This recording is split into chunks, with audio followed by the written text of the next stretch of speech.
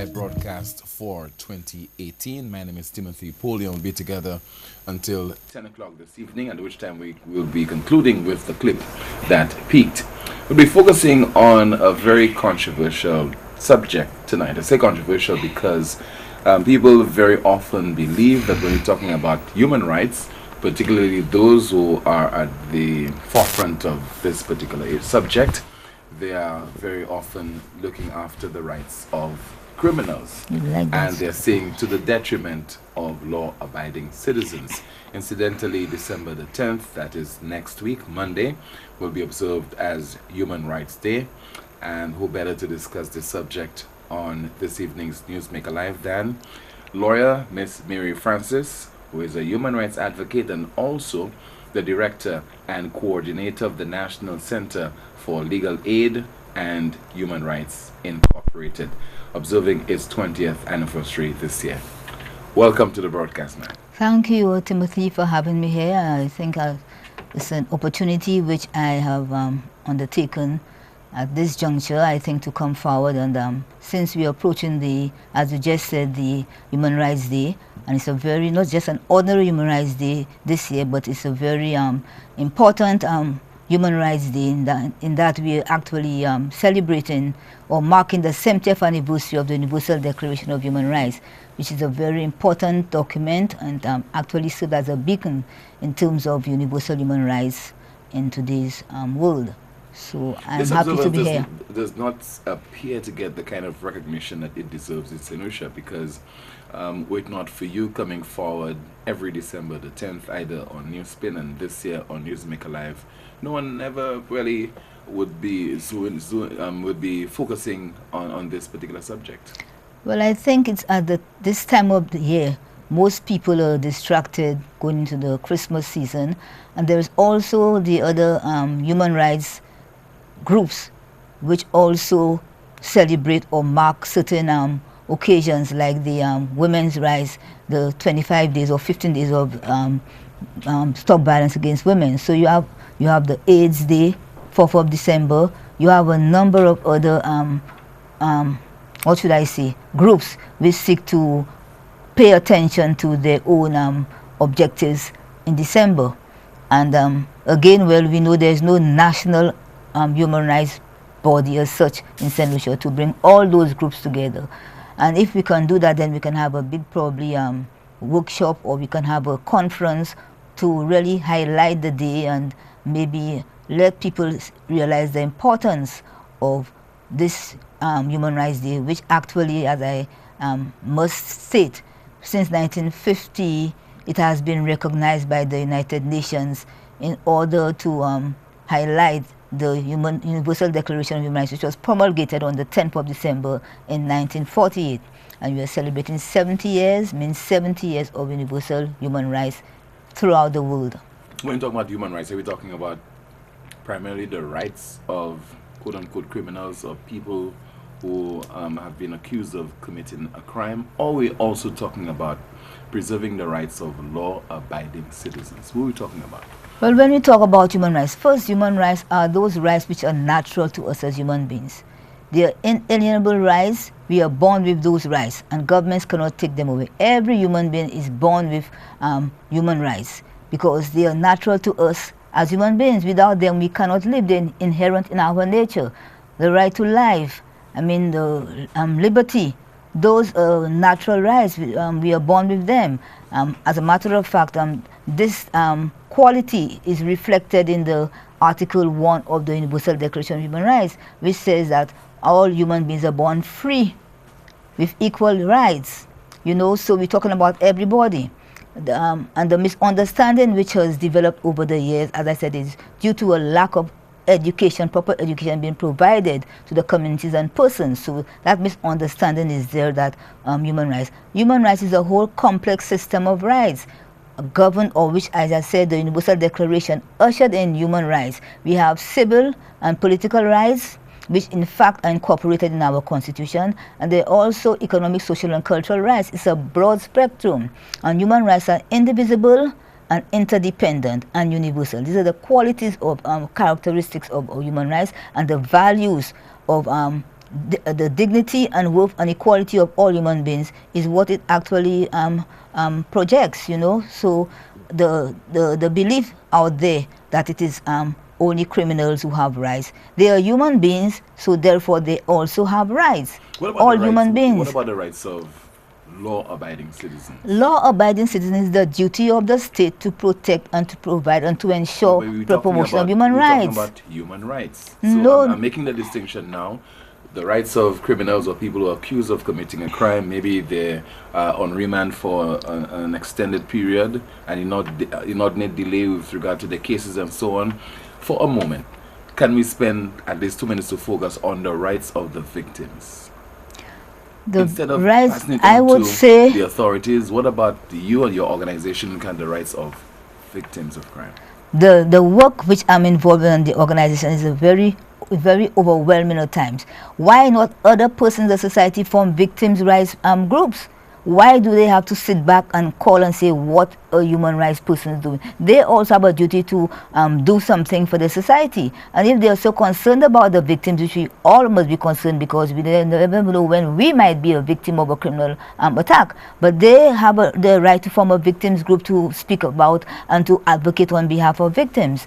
But I am maintaining that human rights has nothing to do with rights of criminals, it has rights of individuals. As soon as our rights have been abridged, have been violated, can you then look at it from the perspective of a human being whose rights have been violated? And it is the duty of the state to protect human rights of everybody, life and security. It is the duty of the state. So the state has to provide the opportunities, the avenues, and the law enforcement agents to really do things. And not only that, primarily the state should actually invest in those persons who are likely to commit criminal offenses, the deprived persons. It starts with the education, it starts with the family.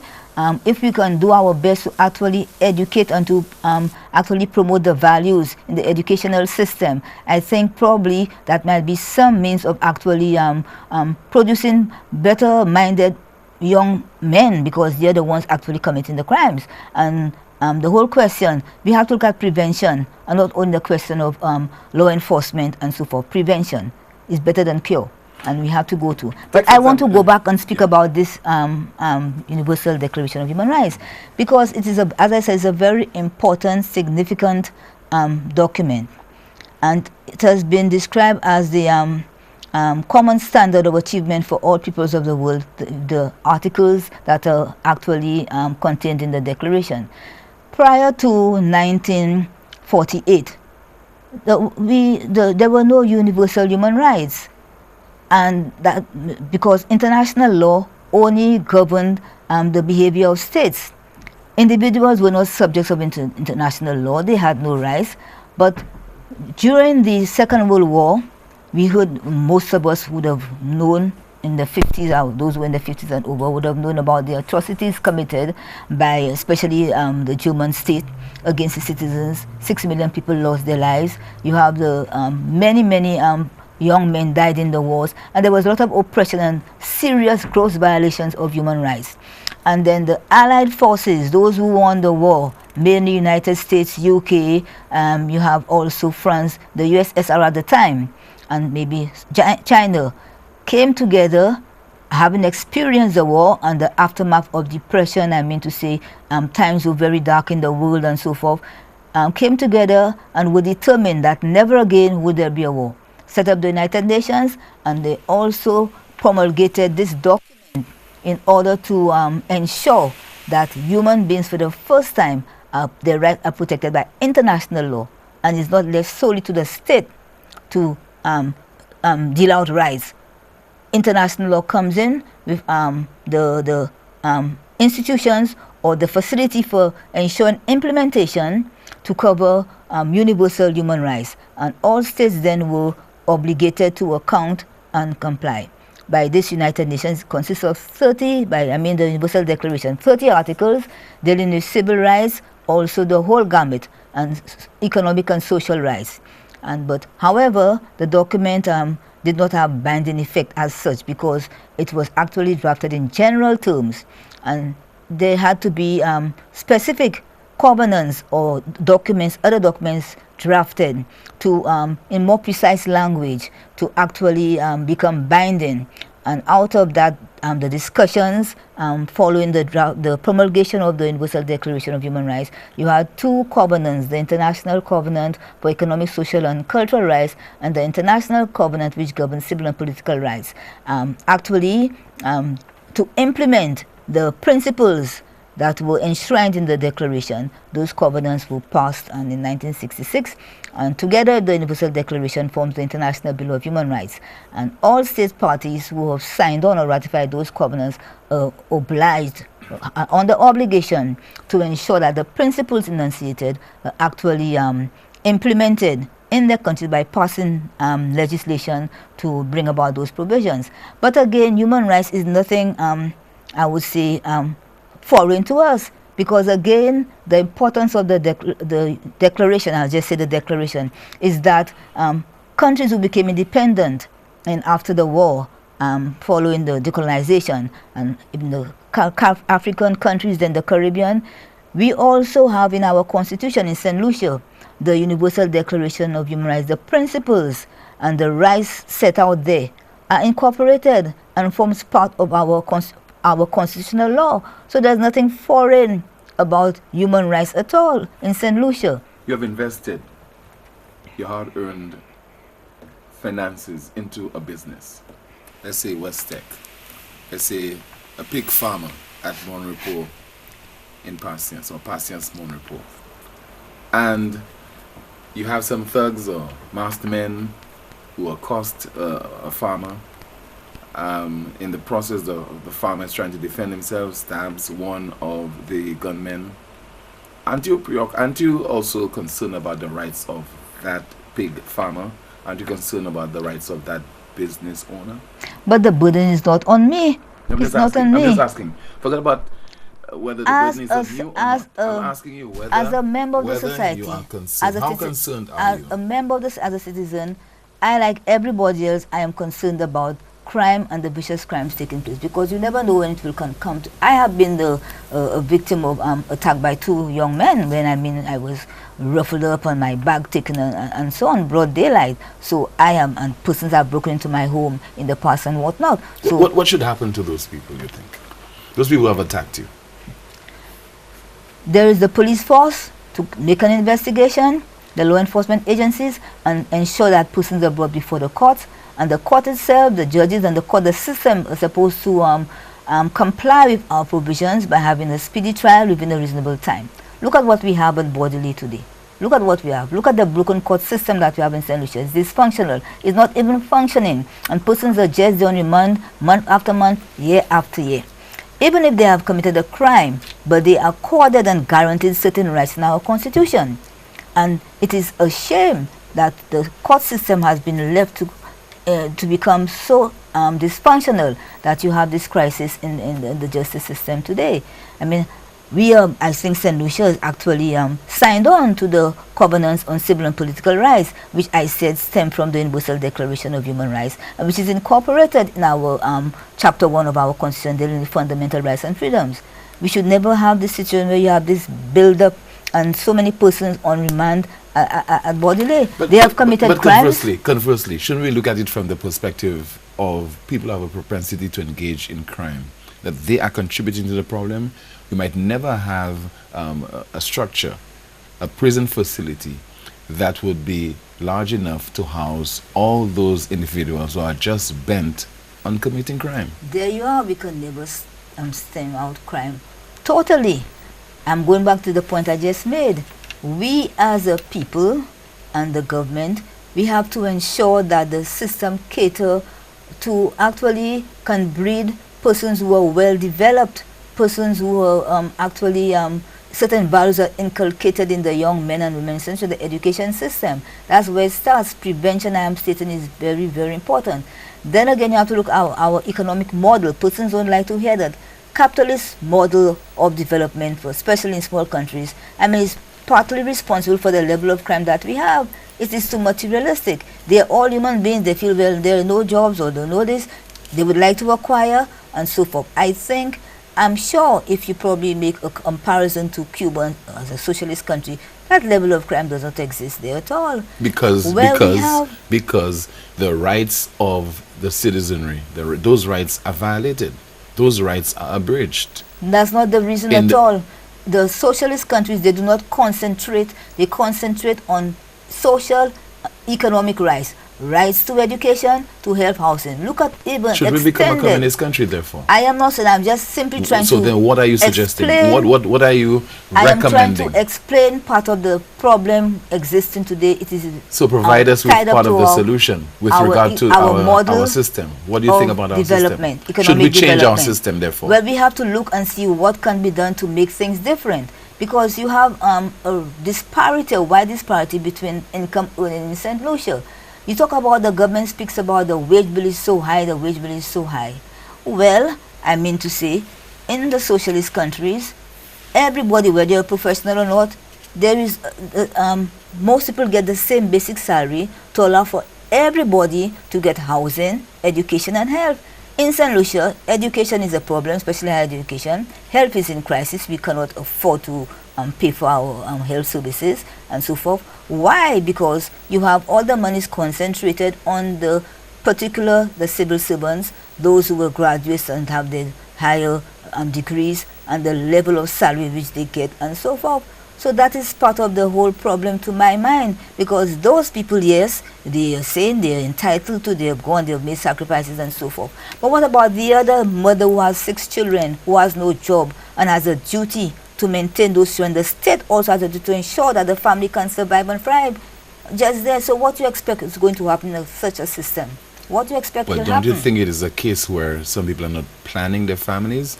If you are not well off You may have financially, one I'm child. just asking, if you're not well off financially and academically and otherwise, you don't have any property, why do you think somebody who is in that particular situation should have 6 children?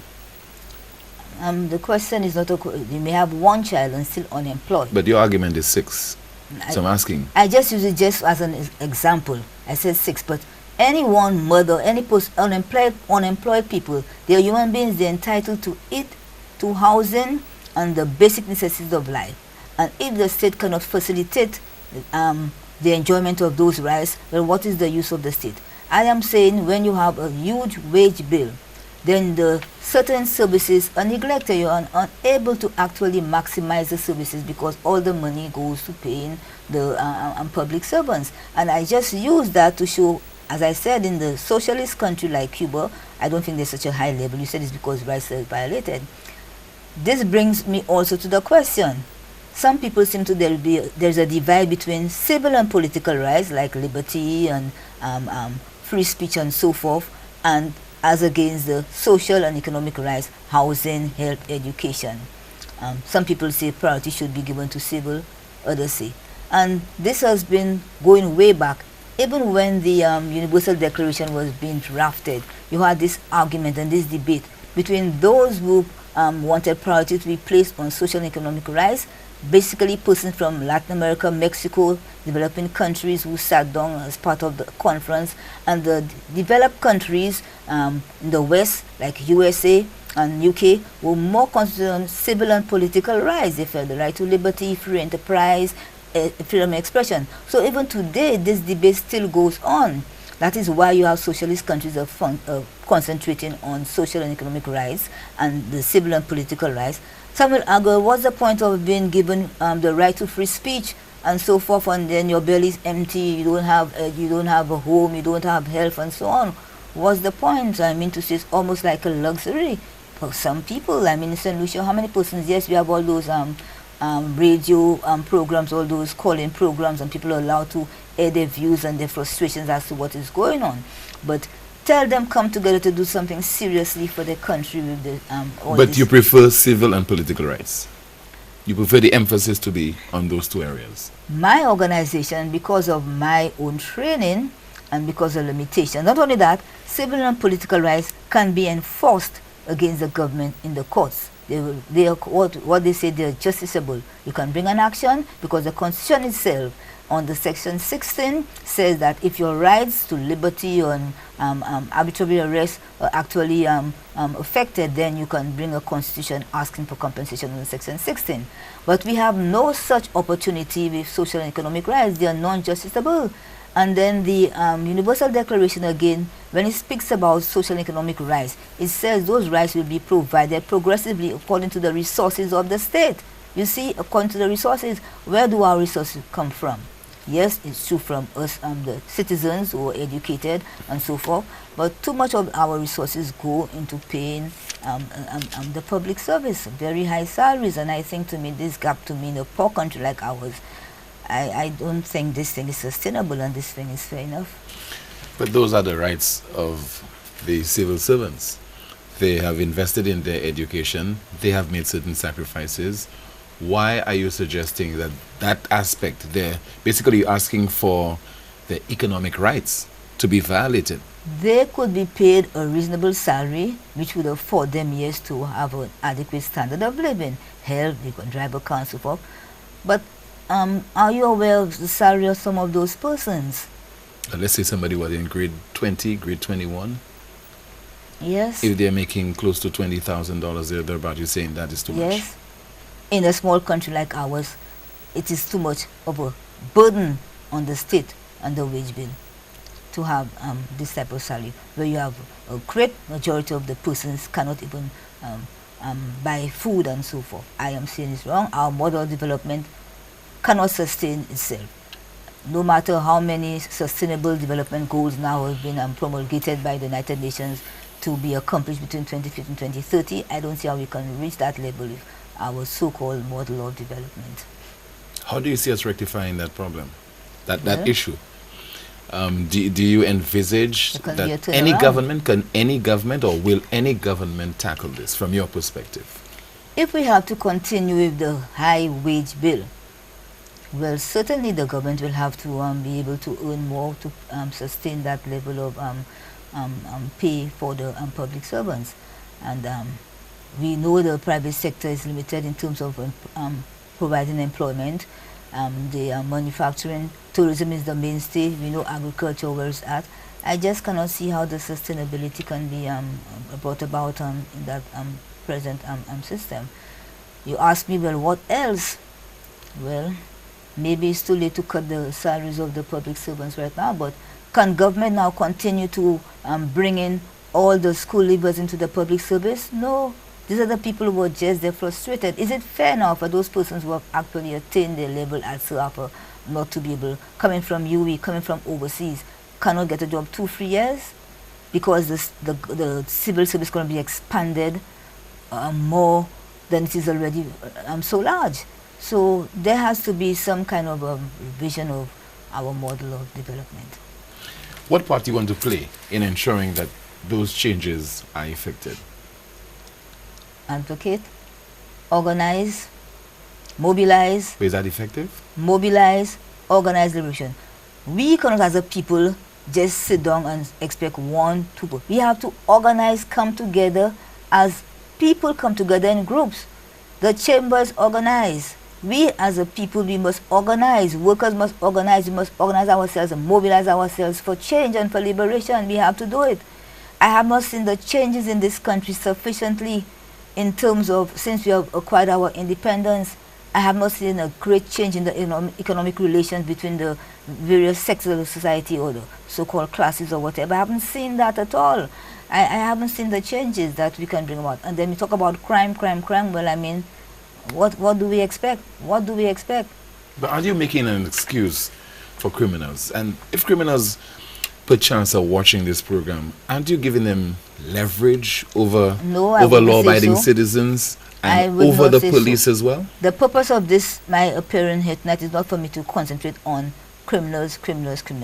Perhaps we can really look at what the fundamentals of human rights and so forth, not about criminals. I have really kept my mouth closed because I'm tired of people associating advocacy for promotion of human rights with the whole question of encouraging criminal behavior and causing insecurity of persons in the state. It's far from that, you know. But at least, can you And then I would can you ask directly no I can would, you directly address those people who are engaged in crime right now because the law-abiding citizens are under siege?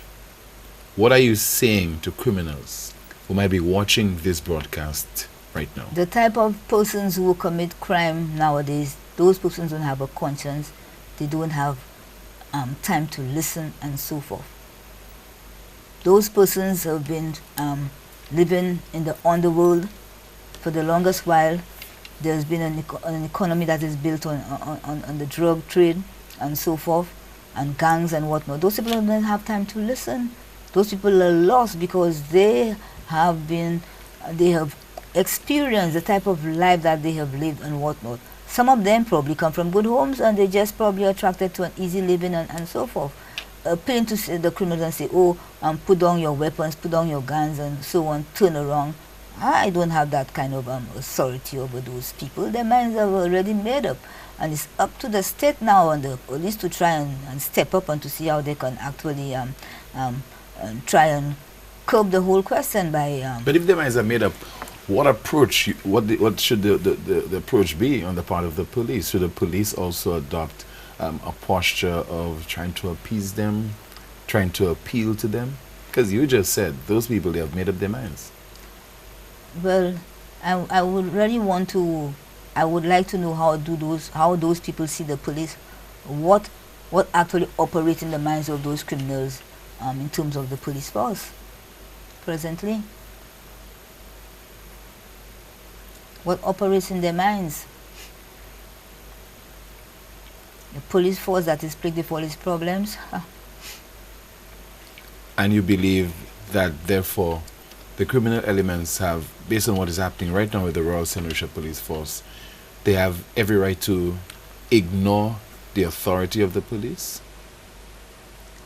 I don't think that is a very, this question doesn't actually, I don't know. This question doesn't make too much sense to me. I don't think you should be too preoccupied with the question. Your preoccupation should be with your response. I've already told you the root of all the criminality, and we should have been focusing on prevention. And that is why I am thinking part of the program that we hope to initiate next year would be education at the primary school level. You have to start to change the mind. You have to start to inculcate values of tolerance, equality, respect for each other. Because whilst we have rights, the Universal Declaration says we also have a duty to our fellow men. And we realize we have rights, but we have duties to respect the rights of others. And if you can instill that at an early age in young people, those who are now coming, probably we can hope to reverse the trend of criminality. And I think that should be part of the program in the schools today. And I think next year that is also what the program that we are putting together, the schools to tackle maybe bodily and the communities, adopt a community to see if we can use human rights to actually instill values of equality, respect, and non-discrimination, and the whole dignity of the human person, to see if we can actually reverse this type of mindless killing that is taking place by the next generation of people. You're watching Newsmaker Live right here on DBS Television. Once again, my guest is Miss Mary Francis, who is the Director and Coordinator of the National Center for Legal Aid and Human Rights. When we come back, we'll be focusing on impacts. Stay with us.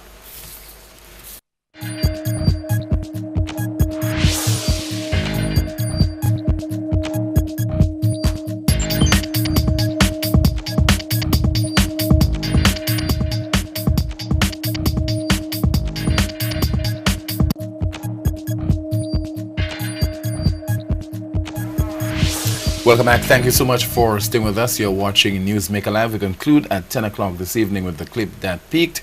At about 9:30, we'll be taking your calls. My guest this evening is Miss Mary Francis, who is the Director and Coordinator of the National Center for Legal Aid and Human Rights Incorporated. Why do you think that we have not resolved this whole impacts matter, Ms. Francis? party now. It's part of the DNA of St. Lucians, I would say. Part of the DNA of the politicians, in that the police force sometimes, I would say, would be used to do the work that the politicians would desire get done. And the question of crime. But this is a statement.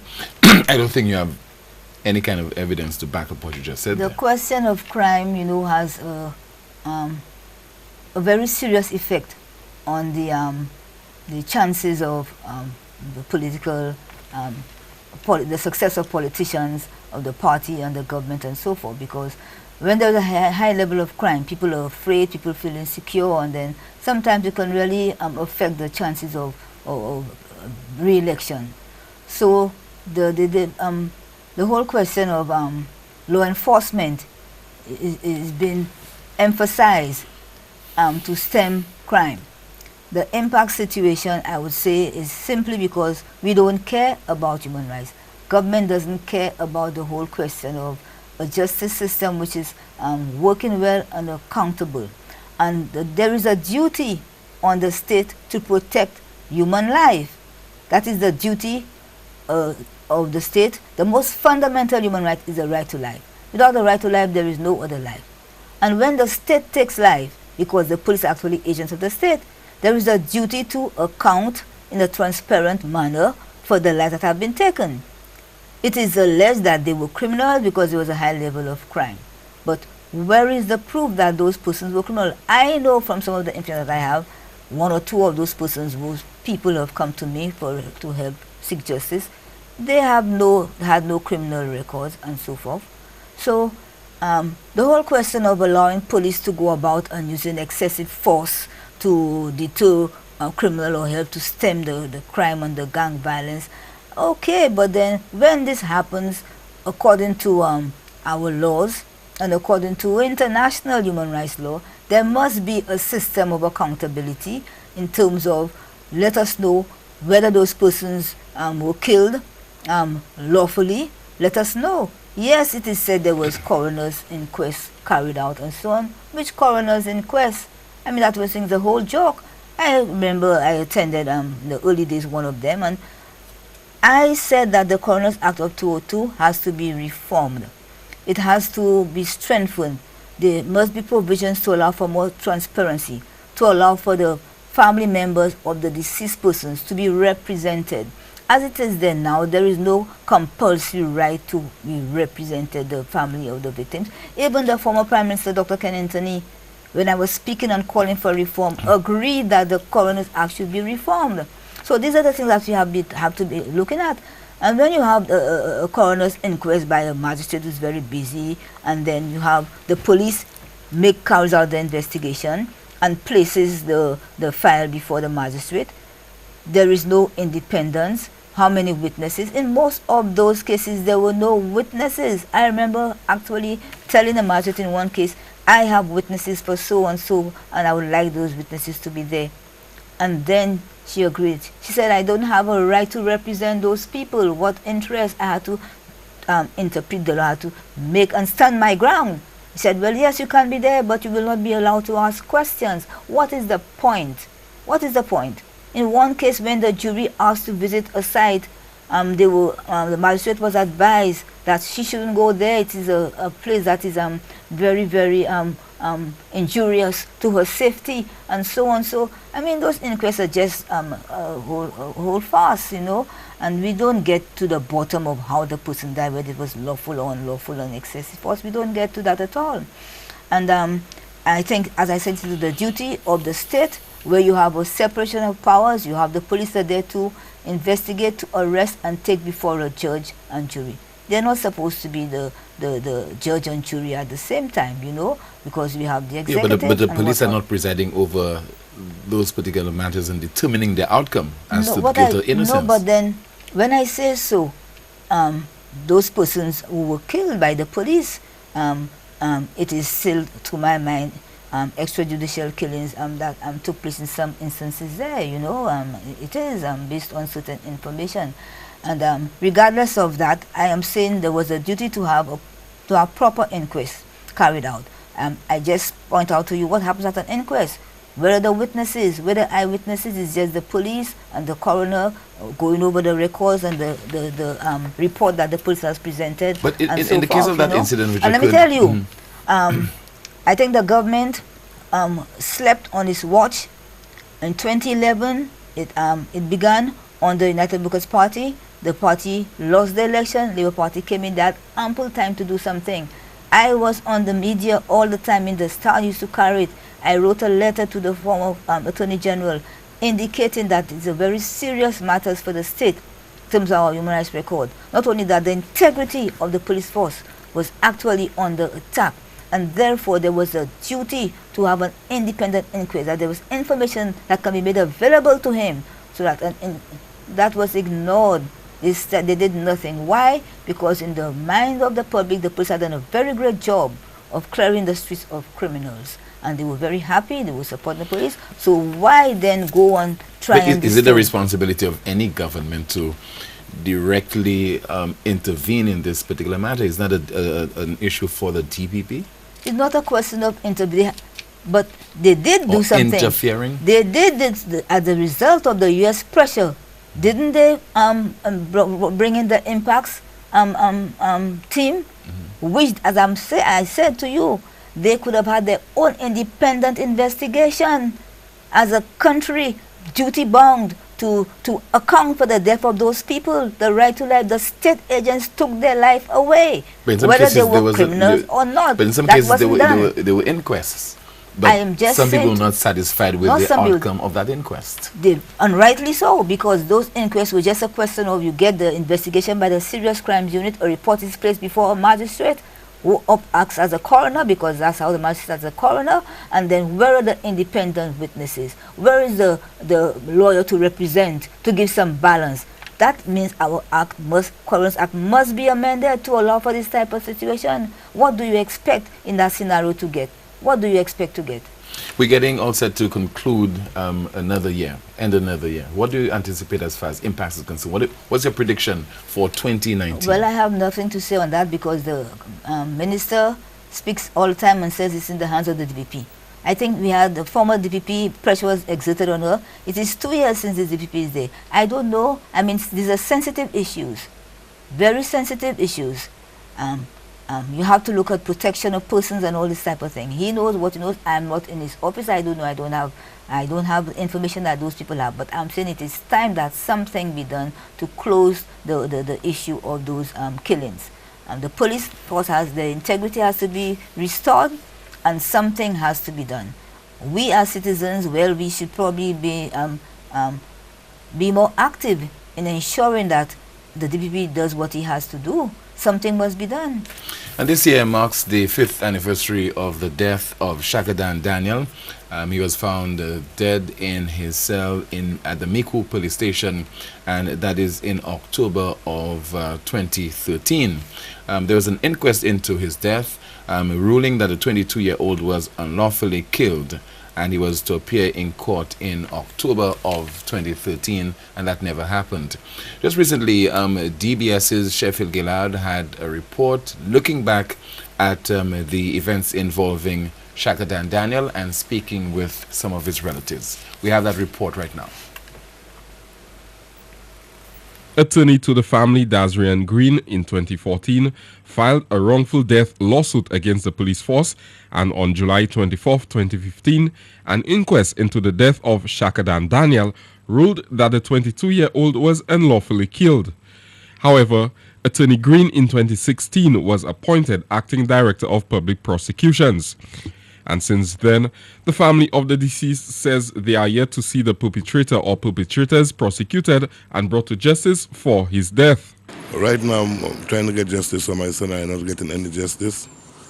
I cannot say anything about my lawyer, which is Mr. Green, but there is a foul play in my son's death, that the secret not coming out. They told me about they're trying to get the policeman who killed Shakadan. Well, to me, they know who killed Shakadan. Inglis says the family deserves closure on the matter as it has taken a toll on them. It's time that the Lord do something about my son's death, because they have been with me walking up and down, up and down, up and down. They found the policeman guilty for killing my son, and I need some justice for my son right now. A post-mortem examination found that Shakadan Daniel had died of asphyxia. For the DBS News World, I am Sheffield Gillard. Thank you very much, Sheffield, for this report. And once again, inquest into the death of Shakadan Daniel, 22-year-old at the time of his death, was deemed to be an unlawful killing. What say you, Ms. Francis? Yeah, I'm very much aware of this case because I have actually intervened on behalf of Shakadan's mom. She visited my office many times.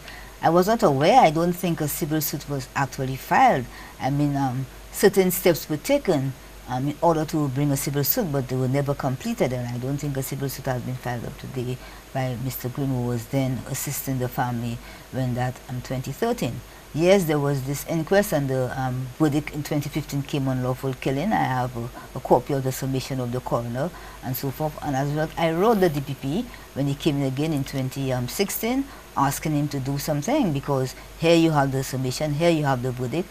What is the holdback? What is the holdback? So this is very, very shameful on the part of St. Lucia in terms of our human rights, because as I said, the state has a duty to uphold and protect the right to life, and when state agents actually take the life of a citizen, I think to be this thing has to be more speedily resolved. And you have the inquest verdict, especially in the Shakadan case.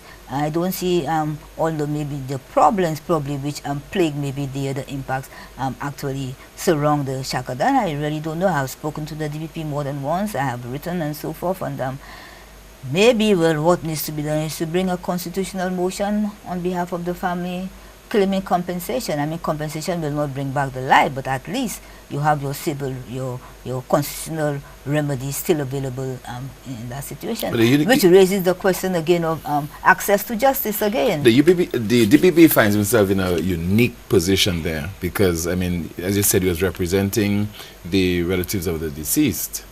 And now he's in that position. I mean, how do you deal with this? Well, you have to ask yourself whether he was the right man for the job at the time. I don't know. You see, my whole opinion, what we were going through in St. Lucia, I mean, at the time of the impacts and all those things, I think called for a person from the outside to be appointed as a DPP. Knowing the relationship with police and lawyers and all, I think we should have done that.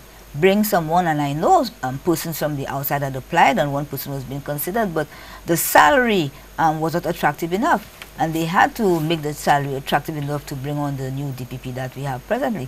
But I think it would have been better.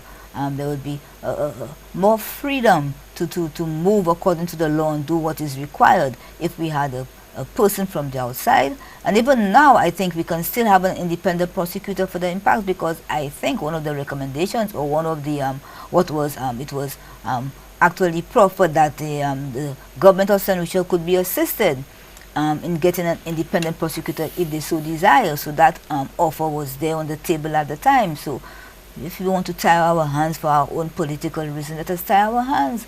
People are not concerned about justice in St. Lucia. Sometimes I think I'm wasting my time in this country. I could do better for myself. I've wasted my time because people are not concerned about justice. People say criminals have no rights and so forth, and the police are right because they must keep the state safe. But they must, sometimes persons are innocent, and the duty of the police is to arrest.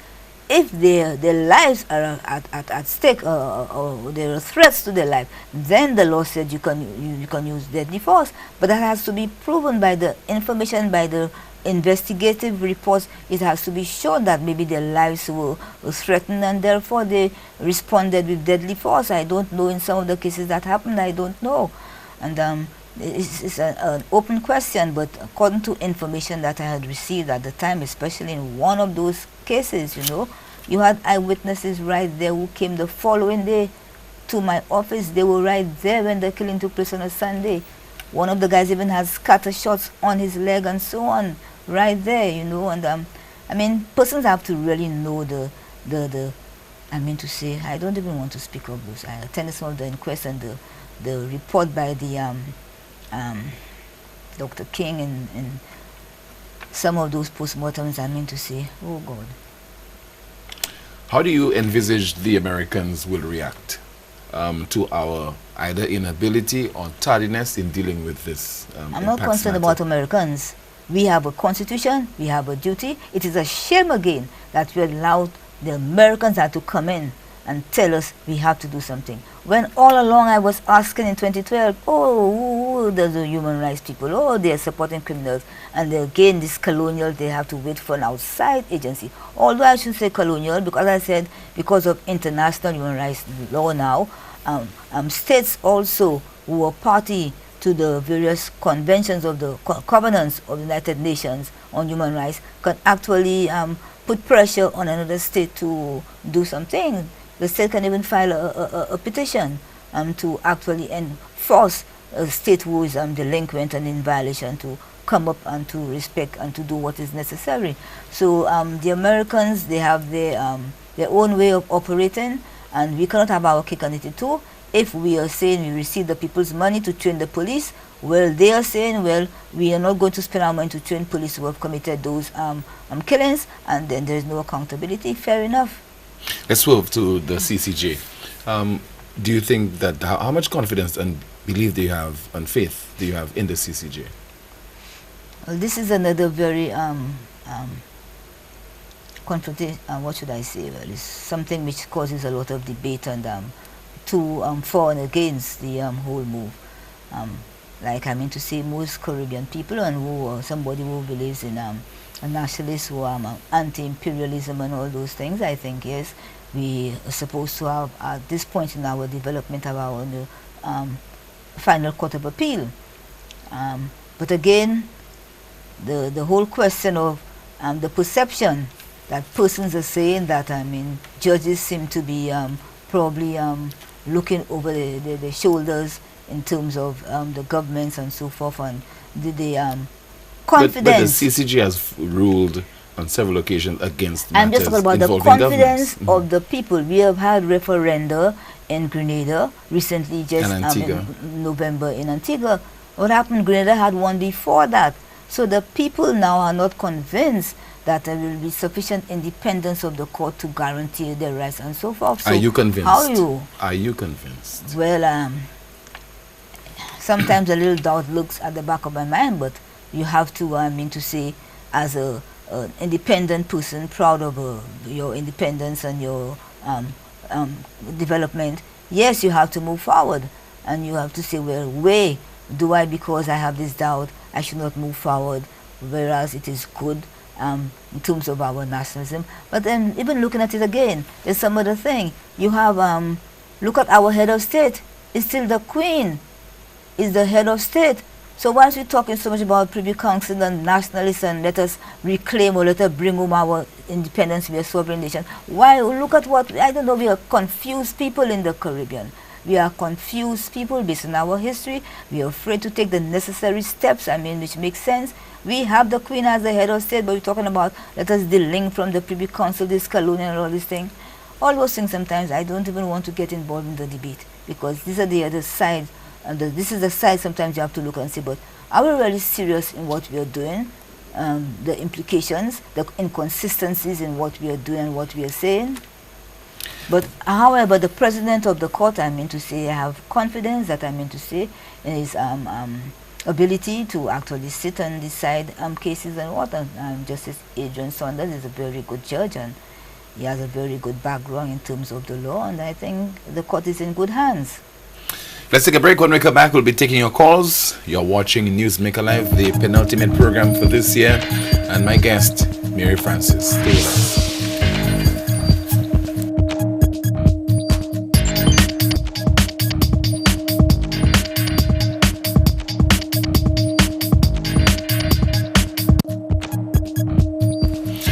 Welcome back. Thank you so much for staying with us. You're watching Newsmaker Live on DBS Television. We'll put the telephone number on screen so that you can call right now with your questions and comments. I think we have a caller on line already. Good evening.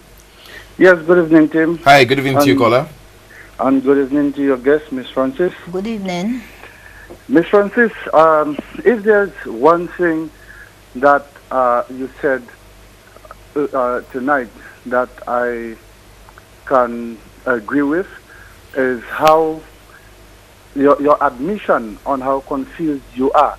Now, I know you made a general statement and say we, but I think you can only speak for yourself. So I take it as an admission on your part as to how confused you are. With reference to what, sir? Because there must be context. Well, Miss Francis made some remarks regarding there being extrajudicial killings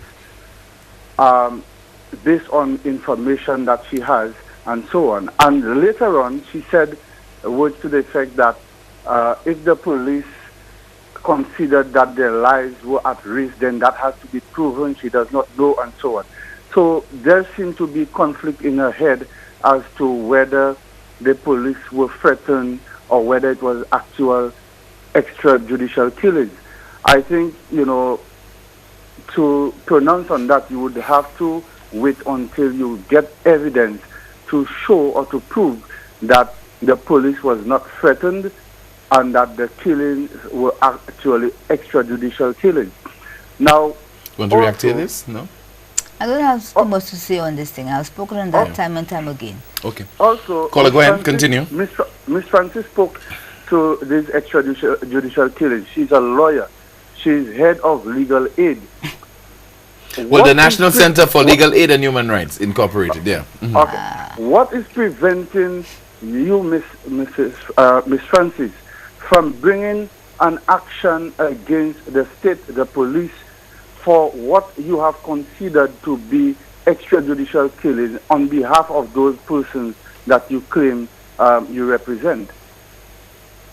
Further to that. Hold on. Go ahead, Ms. Francis. I just mentioned a little while ago, well, that is where we have to go to bring a constitutional motion. It's been so many years. Why is it taking you so long to bring a case? You believe so much in those matters.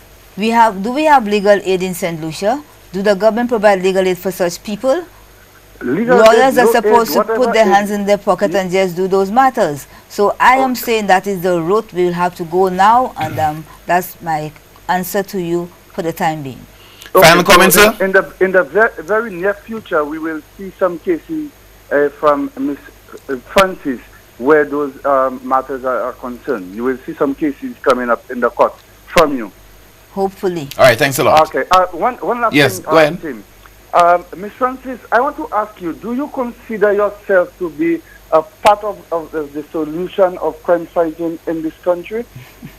All right, thanks a lot. Because growing up, I learned that if you're not part of the solution, then you're part of the problem. So thank you so much. My reason for the question. I see myself as assisting in providing. Part of the objective of the organization is to promote respect for human rights through education. And my appearance here tonight is part of this whole education and to actually elevate the profile of the National Center for Legal Aid and Human Rights Incorporated. And people are speaking in St. Lucia. I do not know, the caller probably should join the organization and probably actually try and get some information on the broad spectrum of human rights and how we can go about in terms of providing more access to justice for persons whose rights have been violated. Well, at point we have a call. Good evening, Newsmaker Live, you're on the air. Good evening. Hi, good evening to you, sir. Miss Francis, good evening. Good evening to you. I'm all interested in human rights and anything with people.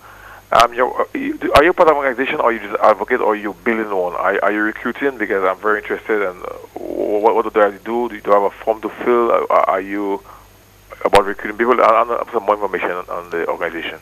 Thank you so much for calling, sir. Yeah. Yes, caller. 2 weeks ago, I think it was the 8th of November, about 2 weeks ago, thank you so much for calling. Thanks. Mr. Producer, take care of this for me, please. All right, thanks. A meeting was scheduled at the Central Library. I think maybe it was actually on the Choice PR program. It was also on Jerry George also put it on his system, and very few persons turned out. granted maybe the advertisement or the notice was a bit short. But this is not the first time. That organization was actually registered under the company law as a non-profit organization on the 13th of June 1998 to mark the 40th anniversary of the Universal Declaration of Human Rights. I'll give you an opportunity in just a moment to sell the idea to the Central public with regard to joining. But we have a call line. Hold on. Good evening to you, Newsmaker Live. You're on the air. Yes, good evening. Hi, good evening to you. I want to pose a few questions to Miss Francis.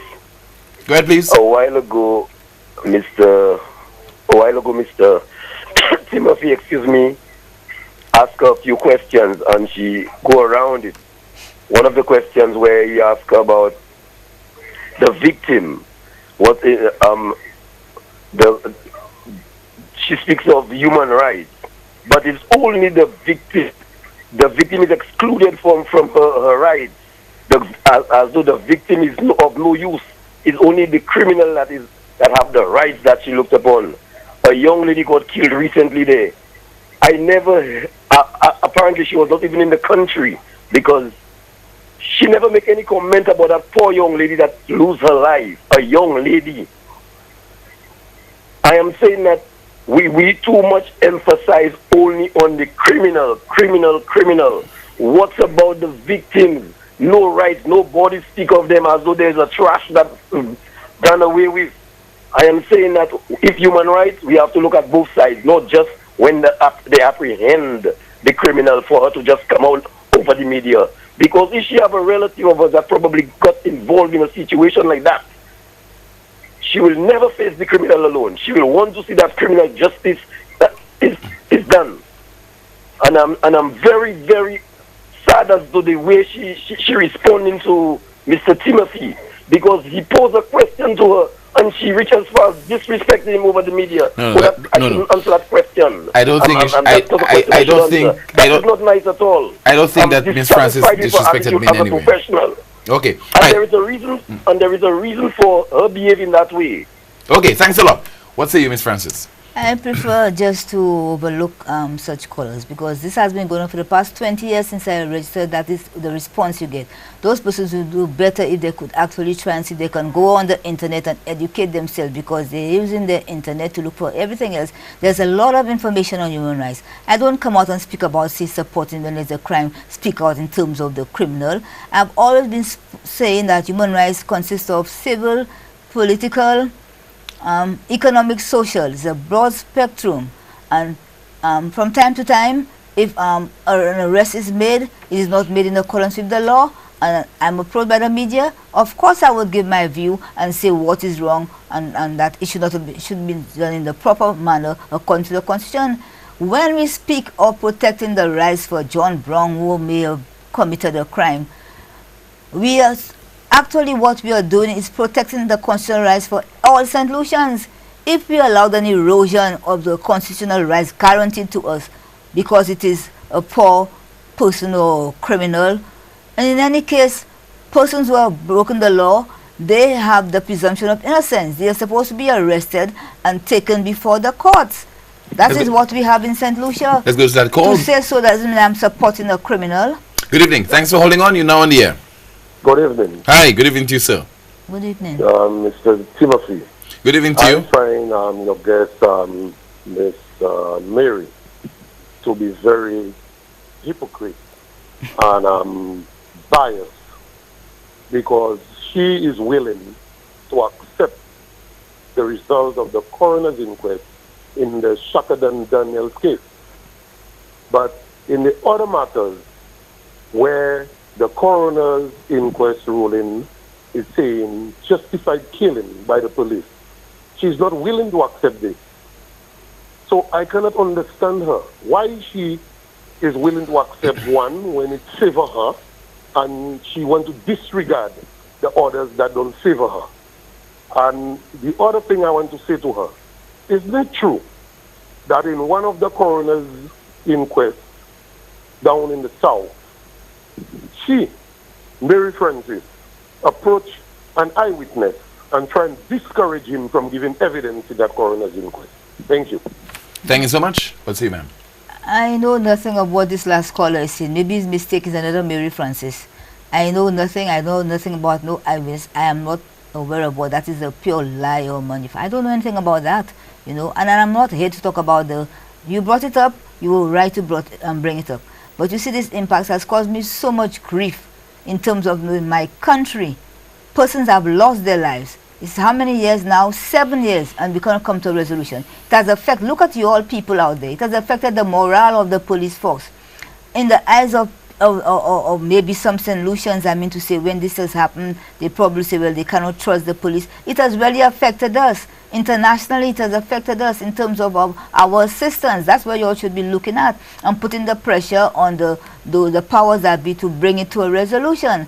I know nothing about telling an eyewitness to this is a pure nonsense this person is just bringing up there. I know nothing about that at all. And there is no inconsistency in talking about the verdict of Shakadan came about unlawful killing. Yes, you have a verdict, so something must be done. What I said, generally speaking, the coroner's inquest Coroner's Act of 2002 needs to be strengthened to ensure there is more transparency, and also that the victims, the family members of the deceased person can also be represented at the inquest and ask questions too. Yeah. It will give it more balance, because the state has a duty to account and be transparent. There are many international instruments actually to ensure or to govern how inquests are done. Okay. The same United Nations speaks about standards for law enforcement persons to follow. This is what I want to bring to St. Lucians. That's what you all must teach yourself about. Good evening. Go ahead with your contribution, caller. Yes, big thanks, yes, good evening. Francis.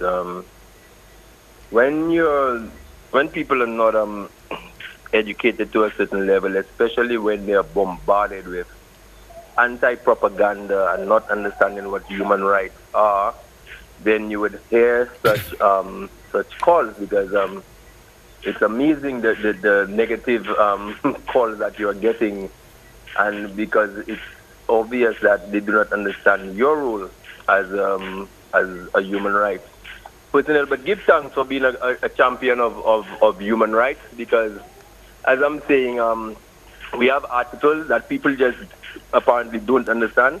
There are 30 articles of the Universal Declaration of Human Rights, and everyone wants their rights, because it's amazing how people disregard other people's rights, because people think when you're a criminal, you're supposed to be, or you're accused of a crime, it's almost like you're guilty before you're even proven innocent. And as you're saying, we do not even have legal representation for most people in this country, which is against their human rights. People do not understand that. And people do not understand that it's not that you are supporting criminals or you are supporting crime. It's that the process that we are using, people need due process in this country. People need all of the rights available to them, because, I mean, even when statistics show, I think every 1 out of 9 people who are executed, were innocent in crimes. I think that was a recent statistic that came out. And that's what people seem not to be understanding. And it's the level of our intelligence and the anti-propaganda people use that has no base because of the lack of intelligence of the masses. So it's very sad, the attack that you always come under, and I know it's because of the lack of the knowledge of the people.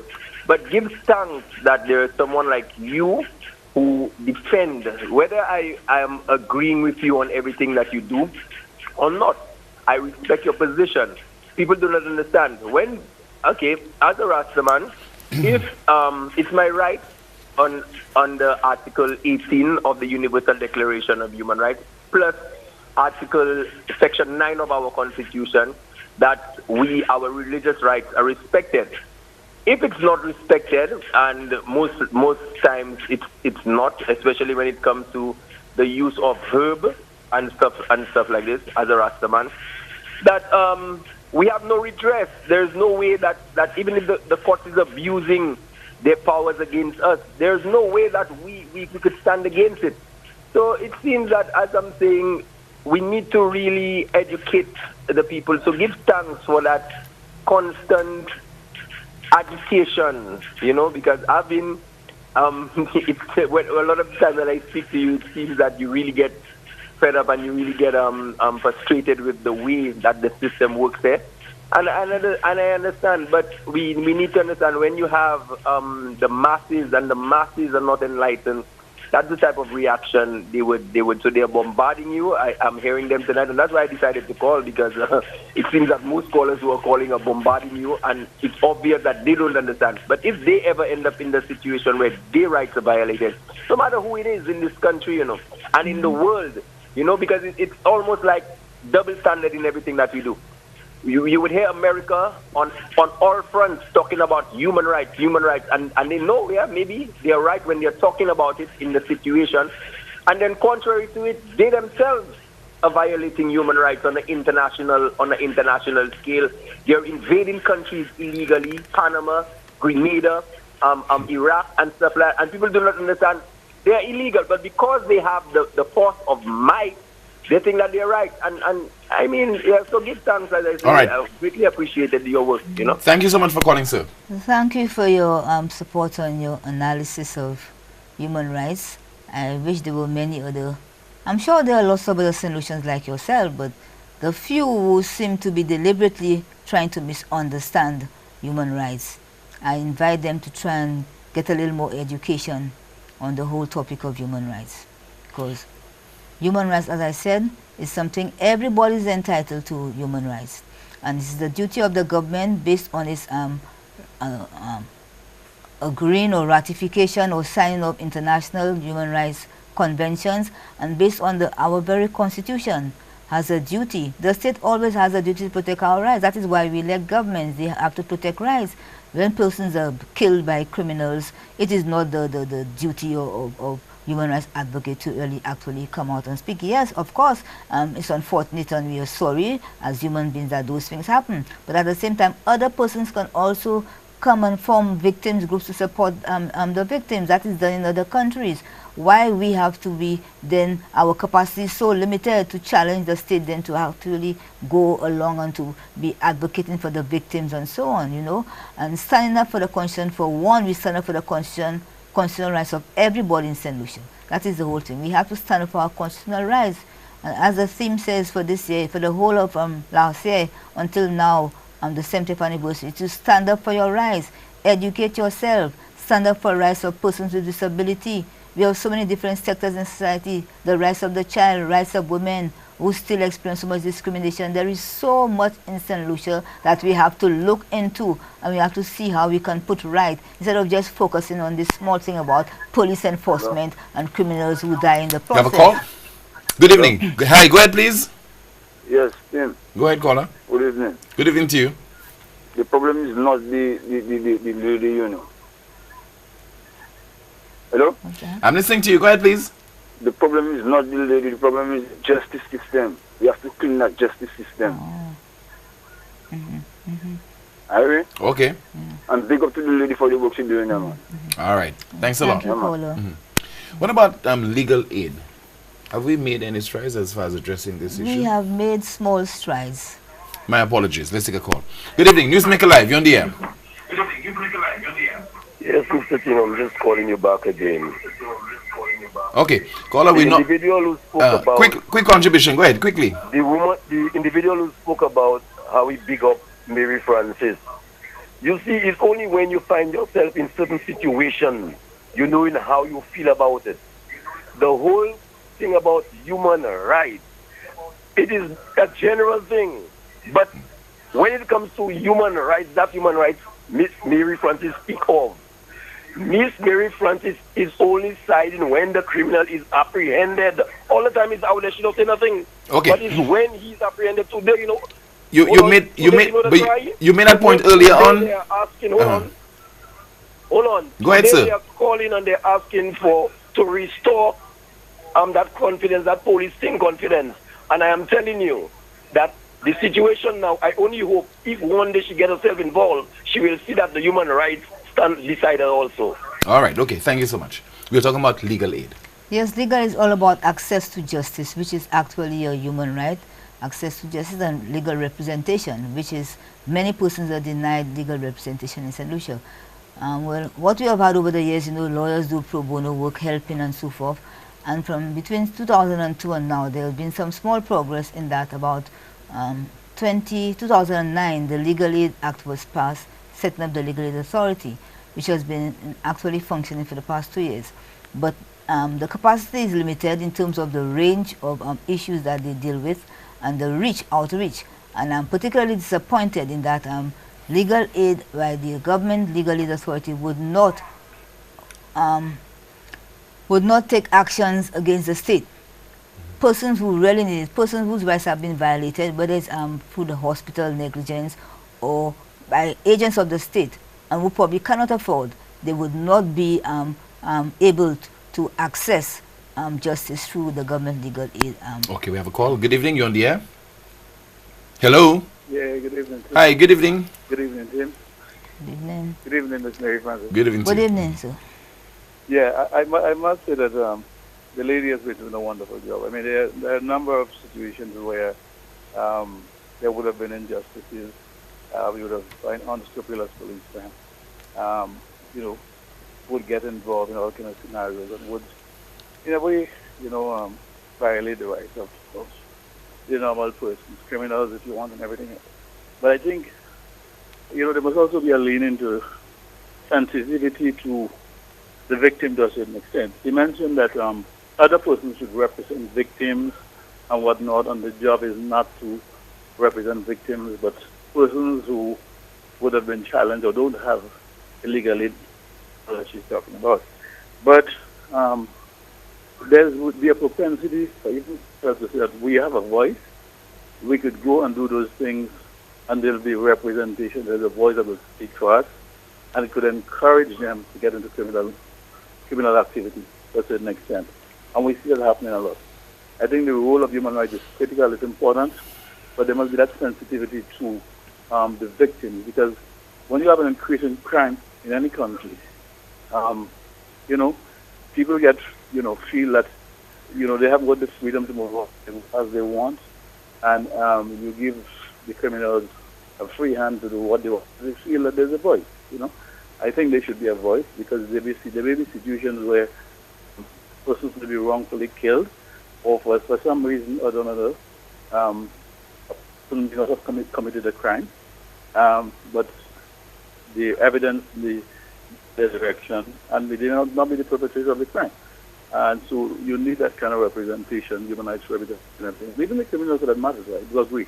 But we need to be cautious how we tread along those lines, because you send a message out there that there's a voice for you, and if you go about committing crimes. There's some real critical cases happening now. A person just know that they commit a crime, and they just want to go back inside it. So what happened to the victims?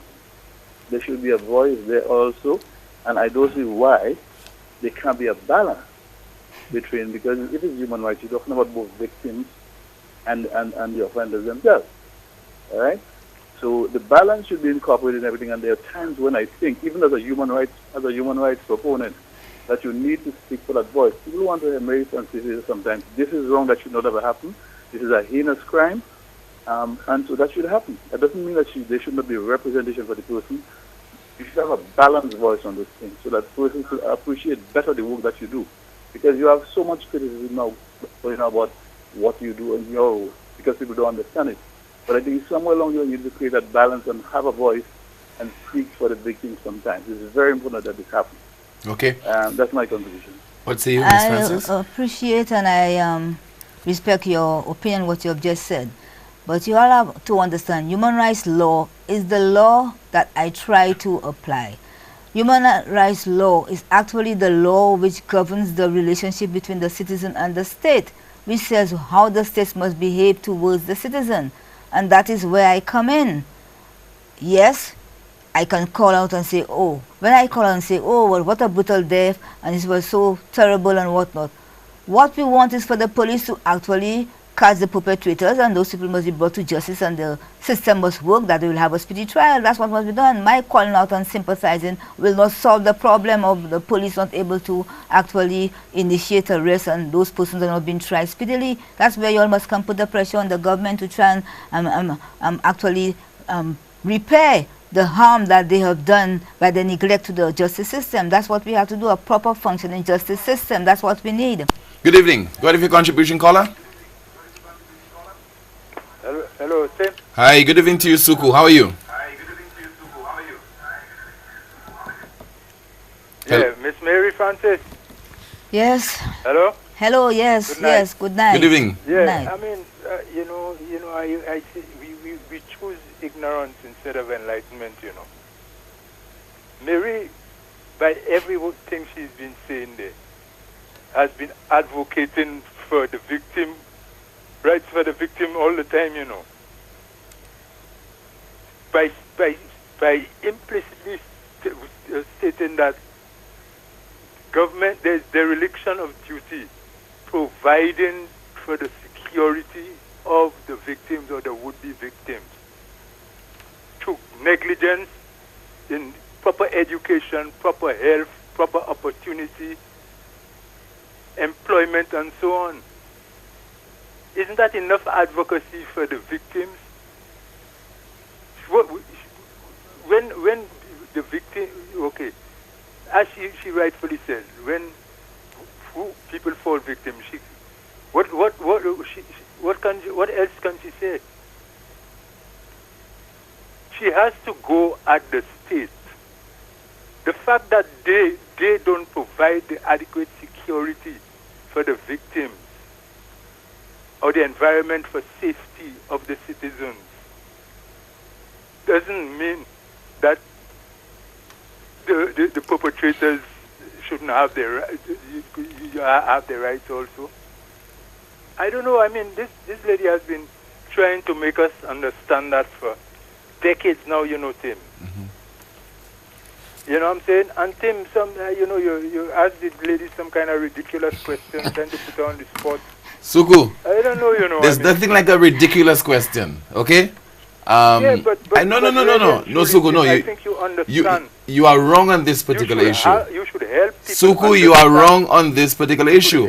I am posing the question to Miss Francis, and she responds. Her and vilifying her, because she stated clearly that she, by her advocacy of the rights, and she even used that, try to explain perhaps is the system on which we under which we operate doesn't provide for certain things. All right? And she advocated probably our ideology, if we adapt to something more socialist, it would be better. There, she's talking, and this is the thing we keep saying, to just, execute people without trial and is not the solution for what we're going through. We have to provide. Government, there mustn't be dereliction of duty. They have to provide the environment for safety, Tim. And just this morning, this afternoon I called on your program and I talked about that. That we must provide the environment that will protect the citizens. I mean, there won't be a situation where there's no crime at all. But we must stop that. We must stop vilifying the lady. The lady has devoted her whole career for something noble in St. Lucia. And I mean, really and truly, Miss Mary Francis, God bless you. Thank you so much for calling, Suku. Mr. Truscott Augustine. That was our final call. Final comments from you, Ms. Francis. Yes. Let's address, for example, how can people join your organization, the National Center for Legal Aid and Human Rights? Well, for now, the office is actually located where I used to operate a private practice. I say used to because one of the disadvantages of actually human rights advocacy and as a lawyer sometimes is that your private practice gets into disarray because of the persons who come and they probably figure, well, oh, you're human rights, mustn't pay, government is paying you and you must make an appointment. I try to say that probably you might be less fortunate, but you must have discipline, you must understand how you come in and approach and whatnot. I operate in the Moplezi building on Brazil Street, and we have forms there, and I think we are coming to the end of the year, but next year I really intend to try to develop the capacity by calling some more meetings monthly for persons to come and join, and we can not probably, but I'm bent on actually introducing them to the various human rights instruments and conventions, because there are over 100 human rights conventions, declarations, which emanate from the same Universal Declaration of Human Rights, which turns 70 years on Monday. What would the world be like if we didn't have human rights? There is a whole big system, 70 years of universal human rights, with so many documents, international human rights law. Yet still we are seeing erosion of human rights in many places in the world. We know what the wars in Yemen, we know about the Middle East, we know what is going on. We know right in our country the level of poverty. Poverty affects our right to life in terms of food security, no housing, poor health, and so on. We have to make sure that we actually take care and know what the human rights covenants and declarations speak of, to try and get our government to pass legislation, put measures in place, because that is what they are obliged to do by signing up to those conventions. The rights of the child, repair the justice system, the fundamental institution for ensuring the protection of human rights is the justice system, and that is in disarray right now. We are ending the year, we still operate, the magistrates still have to sit in what I call a very small space where you can hardly, as a lawyer, put your file on the desk. That alone affects your mental ability to provide proper and adequate representation for your client. These are the things that we have to concentrate on, put pressure on the government, and get away from this thing about human rights and criminal. I have never known myself to be speaking on supporting and encouraging criminal activity. That is wrong. I have never known myself to be that, but that will not prevent me from speaking for our constitutional rights, which guarantees every person in St. Lucia is entitled to the rights outlined in Chapter 1 of the Constitution. Human rights are universal because human beings, without human rights, we cannot live as human beings. This document that we are celebrating, 70 years of human rights, we can say, thank God, we have been able to have 70 years. Because despite that, we are seeing all the problems and challenges in the world today. And this document is a living document. It is vibrant, it is resilient, it has stood the test of time. Because human rights are evolving based on these documents to speak about non-discrimination on grounds of race, religion, political opinion, or other status. This is the other status. They're using those words now to bring in LGBT people and so on. See how far we have come from 1948 to 2018, where you have using the words from the Universal Declaration of Human Rights to actually bring about new rights for people. So all I can say to St. Lucians is to get involved in the campaign, stand up for your rights, educate yourself, because as long as you have governments will always, through some of wanting their programs or because of they have been elected, bring about policies that might probably actually affect our human rights. And then if you don't join an organization, how are you able? We have had several issues in St. Lucia this year whereby we could have come together, the housing, the people at Leclerc. Yes, those things can be tested in the courts, but we must have persons, a mass of persons who could stand up and actually ensure that there is legitimacy in terms of challenging the policies of government. It happens in the big countries. You have the civil liberty unions in America. Why we as a people with a history of oppression and violation of our rights as our slave ancestors, they were freedom fighters. They were fighters for human rights. We must continue the legacy of those people. And we have to stand up to the state and ensure that the state lives by the conventions that it signs up to, actually abide by our constitutional guarantees if they want to ensure safety in St. Lucia. In other words, a safe system free from rebellion, because without respect and observance of human rights, the seeds of rebellion are sown. It is in the mind of man that war and rebellion starts. So therefore, we must construct the seeds of peace in the minds of man through human rights education. I will continue to do what I can do and to build up the capacity to ensure that there is a proper balance in St. Lucia, especially the new generation of school children who, I mean, when you see them on the streets today, we talk about after-school programs, but do we have a human rights section in what is being imparted in the after-school? We should have that actually in the school curriculum so that we can instill proper values in the children, in the students, so that we can have a different country free from violence, youth violence and so forth. And people must get away from the notion that human rights is about criminals. I don't know where they got this notion from. What are your expectations, ma'am, for next year? Well, we are trying to put a program in place. Generally for St. Lucia? Generally speaking. Oh, for St. Lucia. Well, I'm hoping to see the justice system actually be put in the position that it ought to be in. We are celebrating 40 years of independence, and we have a justice system and a health system in decay because those institutions have been neglected for years now. What do we have to show for 40 years if health, which is such a basic human right, justice and so forth, is under siege? What do we have to show? So I'm hoping in the 40th anniversary, I'm calling upon the government as we approach the 70th anniversary of the Universal Declaration and in our 40th year of independence to set up a National Human Rights Commission in St. Lucia that can look at all the problems which affect human rights, problems and laws which are inconsistent with our constitution, and new legislation which is coming in. All those things can come under review, and research can be done, and this organization will be able to actually collate the various activities of the fledgling human rights groups in St. Lucia. It is important that we actually set up a National Human Rights Commission.